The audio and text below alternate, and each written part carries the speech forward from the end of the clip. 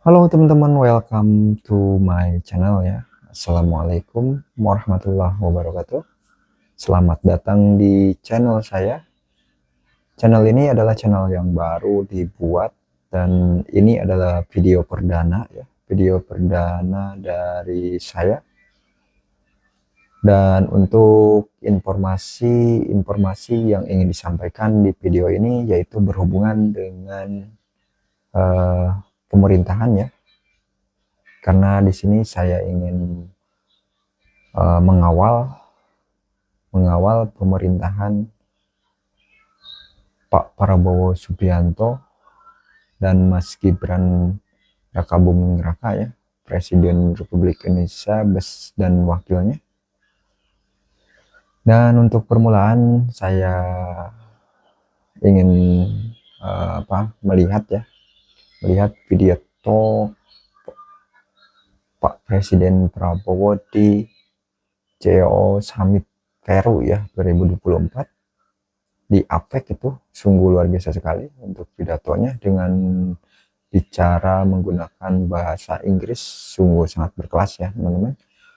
His Excellency Mr. Fernando Zavala, Chairman of the Apec CEO Summit 2024 and former Prime Minister of Peru, distinguished panelists, distinguished delegates from Indonesia, all the ministers attending.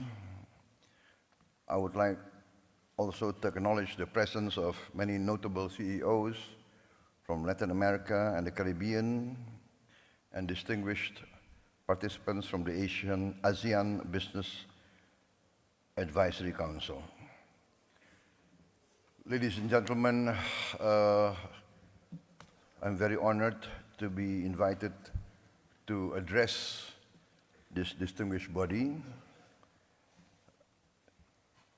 As we all know, that peace and prosperity is driven by economic activity, by the role of the business community, the role of entrepreneurs, the role of industry. Without the dynamic participation of the economic sector, basically we cannot have growth and prosperity. Without growth, we cannot alleviate poverty. We cannot create relevant employment. Therefore, I am very happy and very honored to address you, the drivers of economic growth in the Pacific region. The Pacific region, I think, is one of the most dynamic areas of the world. Economic growth, potential technological achievements, the demographics, the resources available in the Pacific and the Indo-Pacific regions all point to a bright economic future for all. We have at the present geopolitical tension, but I am an optimist in the interests of humanity. I believe that the leaders of the great powers of the world, in the final analysis, will always opt for the common good. Rivalry is historical. There will always be rivalry. But our planet has become smaller. We are now in a planet full of technological breakthroughs. The tremendous breakthroughs in technology demands that leaders be more wise, be more patient, be more accommodating, because the power of technology can bring significant progress to human life. but the power of technology can also destroy human life very fast. Therefore, I always choose the path of collaboration, engagement, communication, negotiation. Yes, we have to uphold and live by common laws, by international rules, but we must also have common understanding of everybody's interests. I come from a country now, Indonesia, one of the largest countries in the world, fourth largest population. Our territory from west to east is nearly the length of Europe.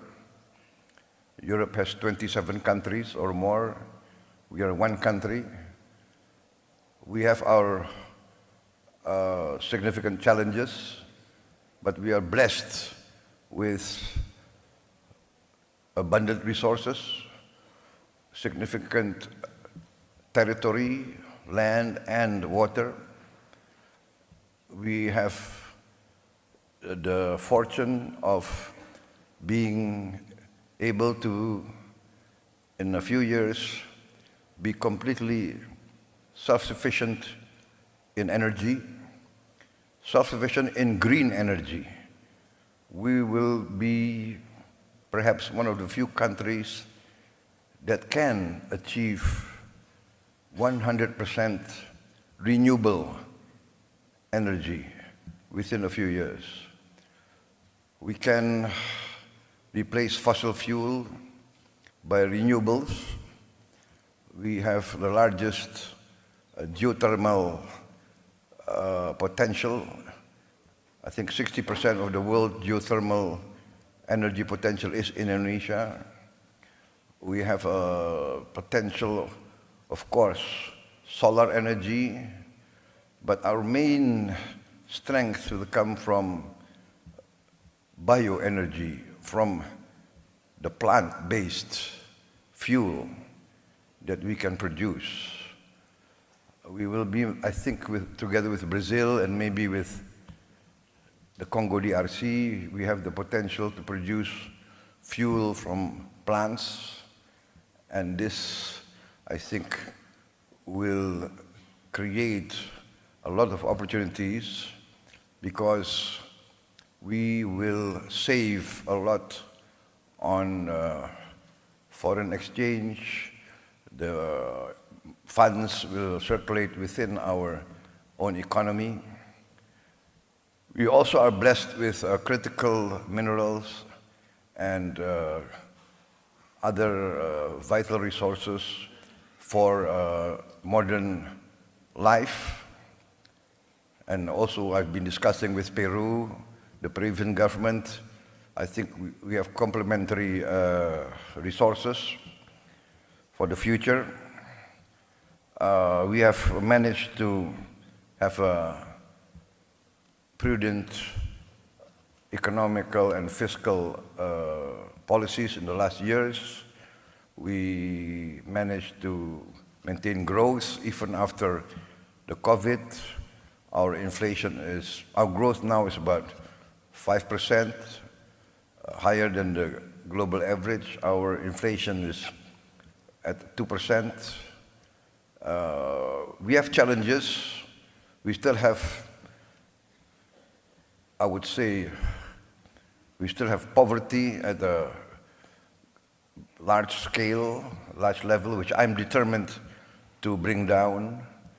And we do have a significant percentage of our children malnourished. I'm also determined to address these problems head on. Ladies and gentlemen, I am a firm believer in the role of private business. Before I entered government, I was also a businessman, an entrepreneur, so I do understand from both sides the concerns, the challenges faced by private business. I think private business wants a certainty of the legal system. Private business wants favorable economic climate, political climate, stability, security, and good conditions, favorable incentives, and this we are addressing. We have liberalized our laws. We open the health sector for foreign health companies. We are opening our education sector. We invite foreign universities to open campuses. We are inviting foreign hospitals to open their branches in Indonesia. We are going forward with more incentives. We have created several special economic zones, and we will create more of these special economic zones in order to invite the modern and advanced leading-edge technology, especially as the traditional economy. For instance, we are very bullish on our maritime industry, fisheries. I think we are now 3/4 of our national territory is water. We have tremendous potential for, let us say, a well-planned fishery program, aqua farming, and a lot of processing industries. We are determined to industrialize by downstreaming our resources, processing our resources. We have 26 commodities which we are determined to have a processing industry.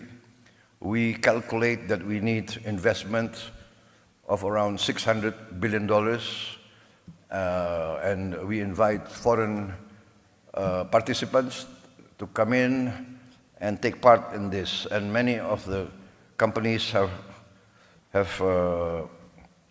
been involved in our economy for many, many years. We are also pushing for more exploration of oil and gas and other minerals. So, ladies and gentlemen,